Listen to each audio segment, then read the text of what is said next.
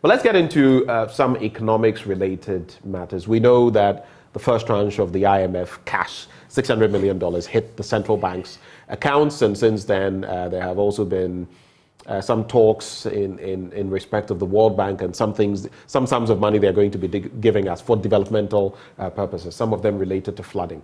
But some things that stand out. Apart from the $600 million that we've received, you would think that the expectation was that it would stabilize the cedi to a large extent. That has not happened. In fact, just about over a week ago, the cedi was selling, in fact, the dollar was selling at a little over 12 cedis. It has fallen a bit from the last time I checked. It fell to around 10.97, and I think it's been fluctuating. You get it. So in that regard, the business community is still complaining. The cost of items is still rather high. Inflation is still biting here and there. In terms of expectations when it comes to the IMF money, we knew it wasn't going to solve our problems. But in terms of the short to medium term effects, have you seen that? I'll start with you, Alhassan. Well, I'm not particularly surprised. I think that the expectations were a bit too high from some quarters. From which quarters? Government quarters? From government quarters, especially. They thought that they spoke like they did during the passage of the e-levy, as if a deal with the IMF, like the passage of the e-levy, was the holy grail. It was going to be the solution to the economic crisis that we were going through. The president, the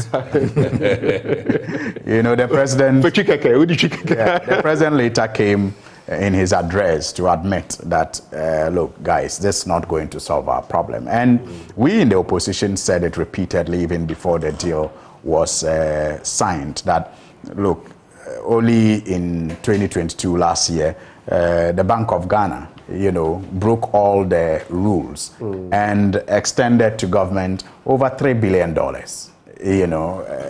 By printing about 44 billion plus Ghana cedis for the government. And if that didn't do anything, like we say, it's not unconfirmed. It's, in fact, the Bank of Ghana, through their own releases, have admitted and rather, describe it as overdrafts. And it's only in Ghana that you'll have overdrafts running into over 18 months. So I'm saying that's why I said they broke all the rules. And the IMF team, in their report, has actually, condemned this practice. And so it's not unconfirmed. But I'm saying that if you had that, like we say in Dagbani, if you walk through the rain and you do not get wet, a bucket of water poured on you will not make any difference. I mean, if you had 3 billion, in 1 year, and it did not make any impact, you didn't expect $600 million and I think 300 or so by the end of the year to make any significant impact. I mean,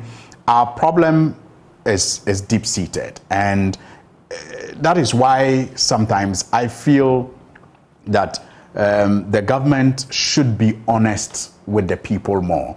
It is true that honest. But the president has said that we're in dire straits. The president has said, in fact, in his last COVID-19 address, the 29th one, he admitted that this isn't where he would have wanted, things to get to. That indeed they did not want to go back to the IMF, but their hands were tied. The government is admitting, the president and his government are admitting to the dire straits because it is obvious. What is not obvious is what they are not admitting to. It is not, and the depth of the problem is not obvious, and how we got here is not obvious. And if they say that when you fall, you do not concentrate on where you have fallen, you look at where you tripped. So if we get to understand how we got to where we are, then we will understand the enormity of work that is required for us to get out of the mess that we find ourselves. But the government is only admitting to the obvious. The fact that you and I are going through economic challenges cannot be denied by anybody, and that is why they are compelled to make that admission. But what they are not admitting to is the fact that this decay began long before COVID and the Russia-Ukraine war. this decay, and it has also even been confirmed by the IMF, that the decay began, before the Russian and Ukraine war. It only exacerbated, the situation. But if we do not make that admission and get a buy-in, that is why it is still not even too late for the government to have, a national, a conference of a sort where we will bring all stakeholders together to assess the level of damage that we have done to the economy and how we can get out of it, because something like the Peduase, something like the Senchi kind of thing. Yes, it is critical that you have everybody appreciating how we got here, because that appreciation is what will lead to everybody understanding the contribution he or she has to make for us to get out of this place. But you speak to people even in government, key sector ministers, some of them cabinet ministers, and they themselves do not even know what is happening. They do not know how things got this bad and what is being done to get out of the situation. It is as if the decisions are left to a select few in government. And that is worrying. Speaking of a select few, let me just find out though. I mean, fuel prices are also becoming they're inching up again. I was really looking forward to, realistically, it won't solve our problems, but you're hoping that the dollar to CD performance will get much better, because look, if you're paying any kinds of fees in foreign currency, or and a friend of mine had to do that for a year, it was torture. Yeah. Great British pounds. Yeah. She just ended her dental, work in March. Yesterday, so you can imagine what a friend called me from the pounds a month. Hajj, people are preparing to go for Hajj, and they are in search of foreign currency. A friend called me yesterday from Tamale. All the places they went to, they couldn't get the dollar below 13 Ghana cedis for $1. But were they going to Forex Bureau? All the places they went to. Streets. Of course, the Forex bureaus are licensed to operate, so if they went to the Forex Bureau, how many people can actually walk to the Bank of Ghana and get Forex? Yeah, I'm not talking about. Yeah, it's a Forex Bureau, and the Forex Bureau, and everywhere they went to, it was not less than 13 Ghana cedis, and those are some of the things that you are faced with as a member of parliament. So then you were called to see what you can do. What can you do with that situation? Yeah, I was actually curious. What are you able to? But unless you're trading for it, that's the problem we are faced with. So the situation is not getting better with this $600 million, and I don't expect it to get better. It has stabilized a few things, though. What we are not seeing is that real impact on our currency and the cost of items. Basically, that is it. We do not know whether when the second tranche comes in, which is at the latter end of the year, by which time the brunt will still have been felt by a lot. But even as you talk about the economy, the realities of it, there's that renewed push. Ken Ofori-Atta, do you recall? That he had to go. The IMF deal has been secured. In fact, recently I heard a little boom about it, and I said, oh, it's not dead, is it? What's your take on that? So let me start out with one key thing. The basics of economy management hasn't changed. Right. And I don't know when the NDC would wake up to some realities, because Suhini here has repeated that we don't know how we got here. But I really think that, B. Mali says it nicely. You have to know your past to know where you're going.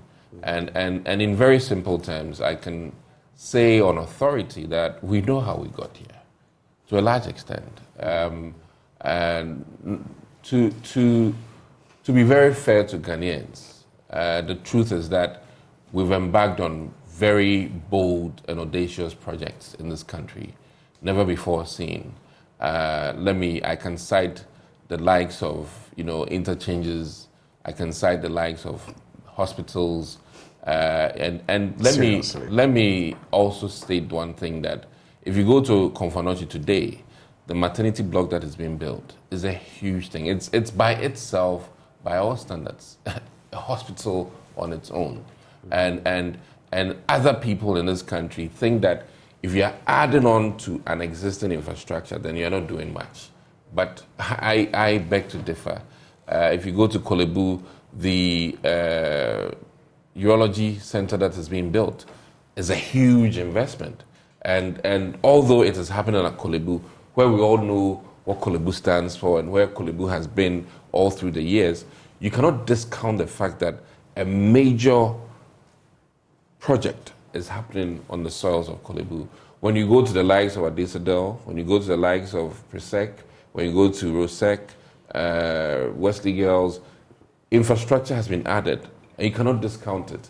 If you go to the STEM schools that have been built, it is a mind-blowing infrastructure. And these are very costly. And when we say we don't know how we got here, in terms of the loans that you and I have signed in Parliament, because government cannot spend any money without it going through Parliament to a large extent. I mean, and I really think that members of Parliament have to, come to terms with the fact that every major project in this country has been read through, debated, discussed in Parliament, either the Finance Committee or in the, we all, agree. The last major one is this road leading to Nsawam, which you and I are privy to. When the loan agreement came, we all signed for it. So I really would beg that, those realities are put to the Ghanaian people so that we all come to terms with the fact that, listen, when all these projects were discussed and debated, all of Ghana saw it. And it's not like it was done in the dark.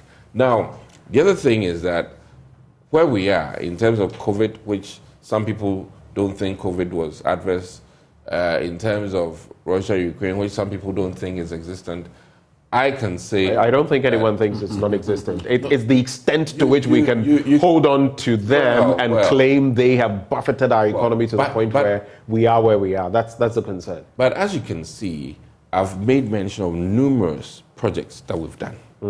I mean, for my constituency as we speak, this is the first time we are going to enjoy this district hospital, the Agenda 111. And this is the biggest investment government has made in my constituency. What's the progress on that, though? Per what the municipal chief executive was telling me the other day, we're above 50% of the work. And that is... Have you seen the project? Oh, yes. I have pictures. Where exactly is it in your... This is actually right close to the municipal, and it's at Antieku, more towards Anya. And fascinating. And one of these days we'll be coming there with our cameras. Come and see. And for me, I appreciate the fact that, if not at all, some portions of the cake has come to my constituency. Now, we should all not discount the fact that Nana Addo Dankwa Akufo-Addo took on very big projects, very big projects. And that has contributed to these issues. Now, when you talk of roads, it may not be so obvious to some people, but I can cite a few that I have seen. I mean, I really am so happy when I'm going to the Eastern Corridor now. Right. In terms of the dual roads from Nsawam up to Apedra. Fantastic. It brings me such relief when I'm driving. And I'm happy that it has been proven now that accidents have even reduced, although there are accidents on that road, just by the fact that you don't overtake, and meet an incoming car. So these are positives that we should not discount. Now, the amount that has come is a drop. And if Ghana really, really wants to take something serious, I think that importation of certain things like orange juice, which we all can, have done in this country, ought to be looked at. There are a myriad of things that, as a country, toothpick, that if we want to be very deliberate in our intention, in terms of cutting down our dependence on imports, then we'll really be working on this dollar exchange. Because in very simple terms, the strength of the cedi depends on how much we move outside this country, more so than what comes in. And I think that we all have to curb our appetite for foreign, items. And one beautiful thing Russia has done, even now, right, that they are at war, they have substituted a lot of things that they were importing for local items. And this substitution of, for instance, sugar that would have imported for maybe sugar made in this country, and a host of things would lead the way. And I would always commend Nigeria for what they've done with rice, you know. And if you look at the chunk of rice we import in this country, and then we claim that we are really, trying to cut down on our exchange rates, then we must strengthen our agricultural sector so that nobody, and I mean nobody, will be importing tomato paste, nobody will be importing tomato sauce. A chunk of our money is spent on this. Every wachi joint in this country is contributing literally to our forex. Right. I mean, these are things that when the president spoke about import substitution and all of that, or when we were on the ropes, and we still are on the ropes, it makes no sense that we import so much when it comes. At least I know for rice, there is that collaboration that is ongoing. I don't think it is the solution by and large. You look at the Nigerian example, it was radical. And if you look at the falls, I've done one of my blunt thoughts on that. If you look at the fall, within a year of consumption of foreign rice to local rice, it's not something, it's not rocket science. And this is Nigeria. They are next door neighbors. It can be done. But